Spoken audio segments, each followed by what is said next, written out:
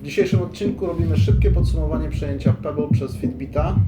I zobaczymy, czy jest się czego bać.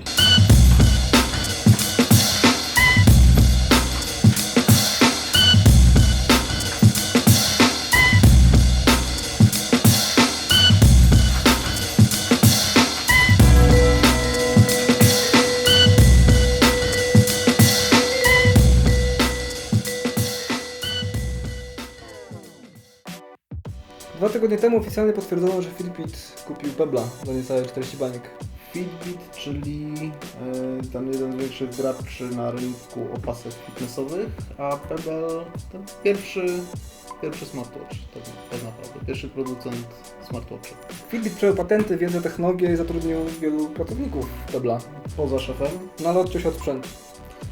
sprzętu, który mimo, że wydaje się niszowy, bo tak naprawdę nie interesowali się nim ci, którzy śledzą mainstream Samsunga, Apple'a i pozostałych, to według mnie wyprzedzał konkurencję z prostej przyczyny.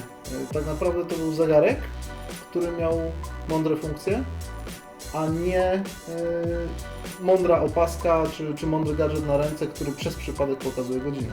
Pebble zależnie od modelu ma czarno-biały wyświetlacz Inka albo kolorowy e-paper, który mimo to, że jest cały czas włączony, tak naprawdę nie pożera baterii. Z tego były znane zegarki Pebble'a, że średnio około 5 dni pracowały. No mój stary Steel dobił do 11 dni rekordowo. Działają z każdą platformą i są wodoodporne. Dokładnie, iPhone, Android i dzięki nieoficjalnym appkom także Windows Phone i BlackBerry. Smartwatche, które pojawiają się teraz, mają coraz mocniejsze baterie, coraz bardziej skutecznie zmniejszają tą przewagę Pebble'a i powoli wytrzymują więcej niż tylko zachlapanie. Można się z nimi też kąpać, można pływać, tak jak z Pebblem. No i mają najczęściej to, z czym Pebble się spóźnił, czyli półsłoneczny. Półsłoneczny, który ma się pojawić tak naprawdę w tych modelach. Dokładnie tak. Wracając do tematu, wszystkie gwarancje, niezależnie od tego, ile jeszcze miały trwać, zostały anulowane. Więc tak naprawdę wszyscy użytkownicy zostali pozostawieni sami sobie z zegarkiem, który no, nie wiadomo, czy jakąkolwiek przyszłość będzie miał. Trzecia kampania na Kickstarterze została przerwana, a nowymi zegarkami mogą się cieszyć tylko ci, których zegarki są produkowane i zdążyły się wysłać. A produkowane miały być 3 modele, 2 zegarki i Pebble Core, taki mały gadżet, który miał zastępować smartfona w trakcie treningu. On miał odtwarzać muzykę, zapisywać ścieżkę, bo miał wbudowany GPS, miał też slot na kartę SIM, dzięki któremu mógł mieć funkcję SOS uruchomioną jednym przyciskiem. I dzięki tej karcie mógłby łączyć się z siecią, co z kolei miało dać funkcje głosowe za pośrednictwem Alexy przygotowanej przez Amazona, czyli te wszystkie wariacje na temat Google Now, Cortana, Siri i tak dalej. Zapowiada się bardzo ciekawie. Szkoda, że nic z tego nie wyjdzie. No dokładnie. Wokół Pebble'a i całego jego ekosystemu zgromadziła się spora grupa programistów, gadżeciarzy i wynalazców, którzy całą informacją o przejęciu i biciu dostali w twarz. Liść był konkretny, ale pojawiła się też nadzieja. Teraz, gdy już cały ten kurz opadł i wszyscy zaczęli się przyzwyczajać do sytuacji, okazało się, że wcale nie będzie tak źle. Boli najbardziej ten brak gwarancji. Szczególnie osoby, które kupiły zegarek na przestrzeni ostatnich 3 miesięcy. Ale zakładając, że nic się nie stanie, to sprzęty nie tylko będą działać tyle, ile przeżyją baterie, to tak naprawdę użytkownicy nie będą skazani najprawdopodobniej ani na stary system, ani na umierające apki. No i zegarek nie będzie tylko zegarkiem, tylko nadal będzie tym zegarkiem z mądrymi funkcjami.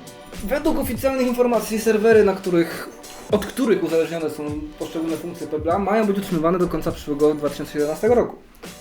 Tak, i w tym samym czasie mają być prowadzone oficjalne prace nad oddzieleniem się od chmury. Pewnie będzie się wiązał z tym update systemu i apki, która zarządza. tak, żeby można było wszystkiego używać za kilkanaście miesięcy, niezależnie od serwerów. I mimo wszystko jest to dobra wiadomość. I najlepsza wiadomość i najlepsza przyszłość idzie od samych użytkowników. Gdy tylko pojawiła się plotka o tym, że Fitbit może kupić Pebble'a, zrobili kopię całego sklepu z aplikacjami z watchface'ami. Jest dostępny na necie. Z kolei równolegle dwie grupy użytkowników pracują nad alternatywną wersją aplikacji sklepowo zarządzającej, która ma się odciąć zupełnie od Pebble'owej chmury. Taka apka alternatywna podobno była dostępna już jakiś czas temu, ale dopiero teraz o niej zrobiło się trochę głośniej.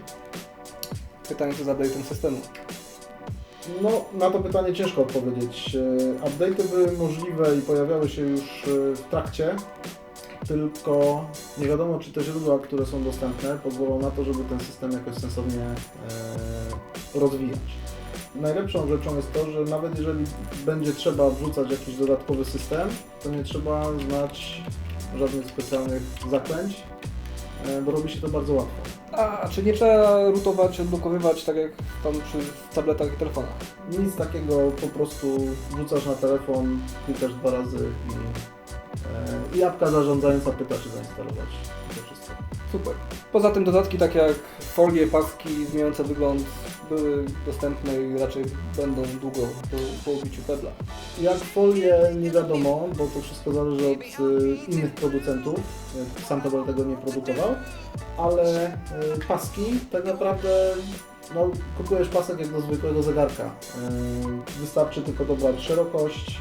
Przy starszych modelach potrzebna jest specjalna przejściówka, ale to też jeszcze przynajmniej jest dostępne, więc z paskami nie powinno być żadnego kłopotu. No tak, no paski, brazolety to dostępne do zegarków było zawsze i w sumie zawsze pewnie będzie. Dokładnie, u każdego jest zegarmistrza tak naprawdę i nie musi wiedzieć, że to do smartwatcha wystarczy, że podasz mu szerokość. Więc podsumowując, jasne, ciężko będzie teraz polecić komuś zakup Pebble'a. A z tytułu pojawiających się wyprzedaży i promocyjnych cen Mogą być chętni, ale mimo wszystko no, z czystym sumieniem nie mógłbym go też odradzić. jedyne co nie jest fajne to koniec gwarancji producenta. To fakt. Jeżeli gwarancję daje sprzedawca, to nie ma problemu, ale zazwyczaj jest to niestety gwarancja producenta i w tym momencie, jeżeli stanie się coś z zegarkiem, to będzie trochę loteria. Ale pomijając brak gwarancji, to Pebble jest i na razie będzie fajnym zegarkiem z mądrymi funkcjami, z watchface'ami, które sobie możesz zmieniać. Są stronki, na których możesz projektować własne. Z apkami, które możesz sobie wrzucić i rozszerzyć funkcjonalność. Tak tragedii nie będzie. Tak naprawdę tragedii nie będzie. I tym optymistycznym akcentem kończymy na dziś. Do zobaczenia w kolejnym odcinku.